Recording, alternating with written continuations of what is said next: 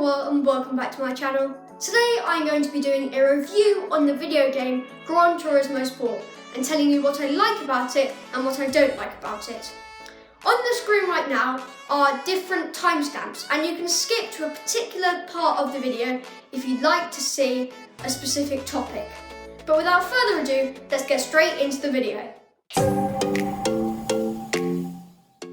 Gran Turismo Sport is a driving simulator video game which allows you to race in different cars, from F1 cars to 24-hour Le Mans winning cars to Fiat 500s, all on different tracks.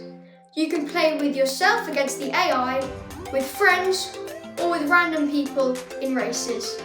And it is a really enjoyable game as you can drive many cars around many different tracks.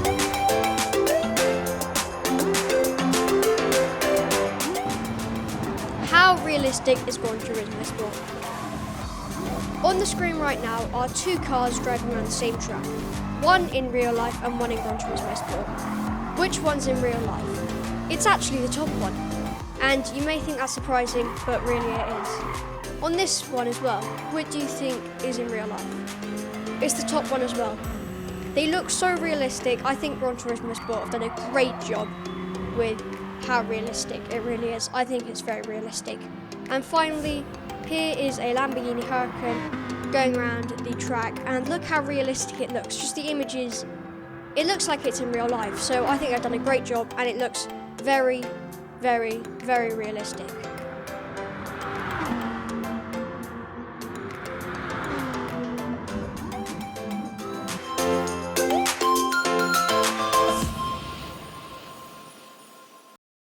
Right guys, we start off with the different race modes you can do in Gran Turismo Sport. So when you're in the home screen, if you first click on arcade, it gives you loads of different options. So you can either do a single race, which is against the AI or the computer. You can do a time trial, where you can go around different tracks and different cars and try beat your time on your own. You can do a drift trial, where you drift around tracks and corners and tracks, and you are trying to get the most points. Then you have a custom race, which is where you can set different cars, tracks. You can have a 24-hour race or a 5-minute race. So you can have many different races and many different cars, endurance or laps, whatever you want. Then you have 2-player split screen. If you wanted to play with friends, you can play with friends easily, and you could do that if you wanted to. And finally, there is VR Tour. And VR Tour is where if you have the PlayStation VR headset, you can drive around in a more realistic manner against one other opponent. Then if we come over to campaign, this is where you can compete in GT competitions to win cups and stuff. As you can see, I've won 10 of them. Then you have driving school, where you can learn the basics if you're new, and then you can do different challenges for more money. Then you have mission challenges, and that's where you can get more money in cars, and you earn them by completing different missions in the game. You have circuit experience, and that is if you wanted to unlock a specific track or get better at driving one track, it teaches you how to do that.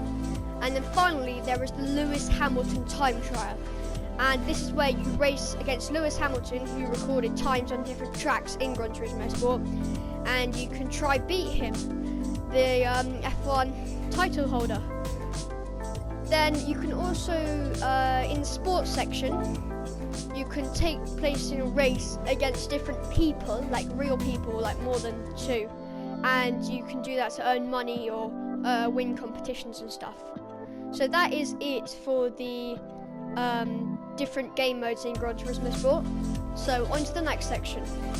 Right guys, the next section is different tracks in the game Gran Turismo Sport. So as you see, you unlock them every level you level up. So I'm now level 28, but once you get to level 22, you unlock all of these tracks up to Nürburgring. So you have the 24-hour Le Mans racetrack, you have the Nürburgring, you have Red Bull Ring, you have Monza. You can unlock quite a few tracks, not all tracks, but quite a few. I do have a complaint though, and that is once you've unlocked all of them, you can't unlock any more or do anything. So if there's a specific track, for instance Silverstone, and well, it's not on here, so you can't race on it, which is a bit annoying. And I don't like the amount of tracks. I think there's not quite that enough. enough. I think it would be better if they had a few more. But for instance, on this track, you can do different layouts. You can go forwards, backwards, different kind of track layouts, and also you have drift trails if you want to. So you have dirt, snow trails, and racetracks and tarmac. So you can do a bit of drift car racing. And that is my verdict on different tracks. Right guys, so the next section is different cars. There are a vast number of cars. As you can see in my locker, I've got absolutely tons and tons of different cars, from Dodge, Mazda, Tesla, Lambo, Ford, Porsche. You have an uncountable amount of cars that you can keep collecting, and the good thing is you get a gift car every single day for completing your daily miles. So that's going around different tracks and getting miles, and you can earn different cars. For instance, you have cars from all the way from Fiat 500s to McLaren Vision cars. And what a Vision car is, it's when Gran Turismo Sport make a certain car for instance McLaren, that they custom make, that they think would be really cool as a Vision car. Then you have all the way to pickup trucks and anything, go-karts, and just normal Mazda MX-5s. There are tons of cars to choose from, but now we move on to the garage, or place where you can buy different cars.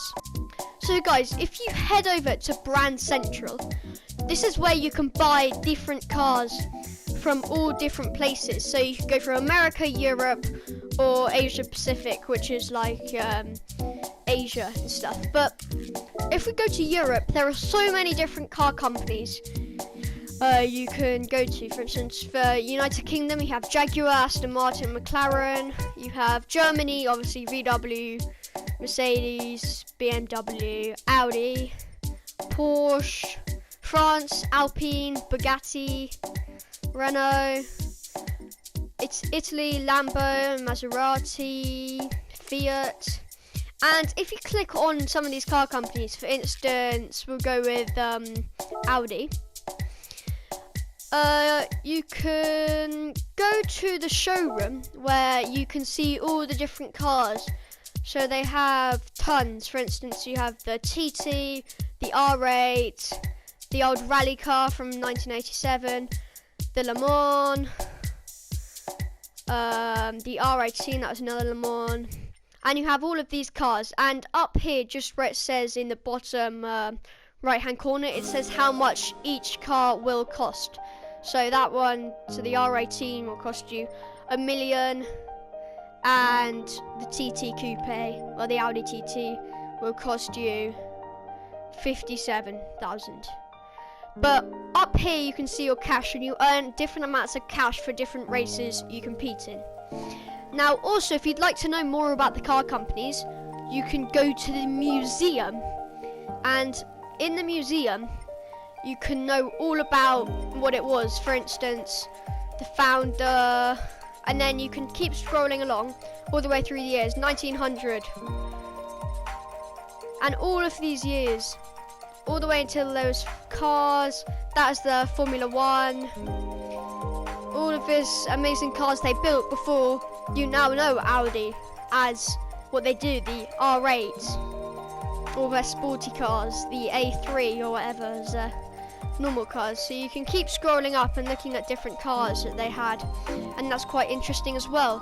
But finally, for the Vision cars, each car company will have a Vision car, or should have a Vision car, and they are cars that Gran Turismo custom makes, and they are insanely fast, insanely quick, and they are great cars to have. So that is it for cars in Gran Turismo Sport.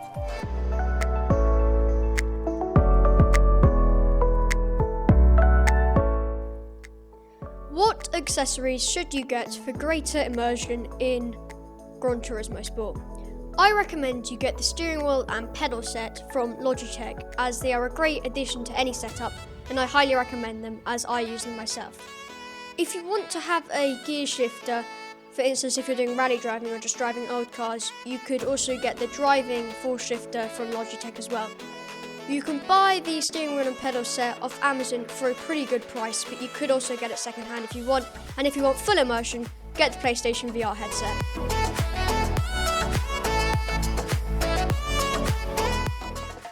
Do I recommend it? This is my short answer, and it's 100% yes. You should definitely get it. But do note that if you are not on PlayStation, for instance, if you're on Nintendo Switch, Xbox, or PC, or any other device, you will not be able to get the game because it is a PlayStation exclusive. But I definitely recommend it because it doesn't cost that much money and it's a great game to play with friends, yourself, or just to spend some time on. So yes, 100% recommend it. Right guys, I hope you enjoyed the video. If you did, remember to smash that subscribe button because YouTube told me that only 5% of you watching my content are subscribed, and that's not very good. So why don't you smash that subscribe button because it's completely free and it helps to grow my channel. Also, why don't you hit that like button if you enjoyed the video and leave a comment because I will be hearting any comment, so why not?